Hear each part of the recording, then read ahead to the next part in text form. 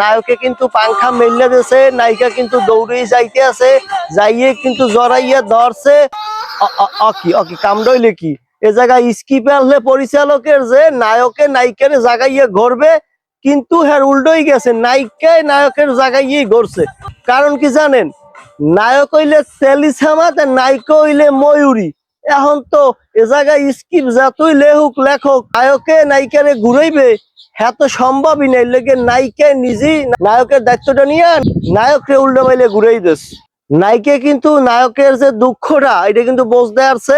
এই ময়ূরীর যদি নায়কে ঘুরে যেতে জাগাইয়া নায়কের মাজা কোমর ভাঙ্গে খান খান হয়ে যাইতে, এইটা নায়িকা বুঝতে পারছে। বুঝা হে কিন্তু নিজেই দায়িত্বটা নিয়ে নেছে। আমি কোরআনে আপনাকে বুঝেছি, আমি আসারে আজকে আমার স্ত্রী হিসেবে কবুল করে নিলাম, বাবা হিসেবে সন্তান হিসেবে মেনে নিচ্ছি। আমি যে তোমার বাবা হইছি, মানে যে কোনো অভিযোগ আছে? না না না, আমার কোনো চশমাটা একটু মাথায় উঠাই লই। মোহে যখন আকতায় আসলে কইতে পারতে আসি না। এই এক হারামজাদার ভিউ ব্যবসা। এই হারামজাদা কোরআন শরীফ সামনে লইয়া এরপরে ভিডিও বানানো শুরু করছে। এ হালার ফলা এই ভিউ ব্যবসা দিয়ে কয়টা পাও? কি হইবে তোরাই?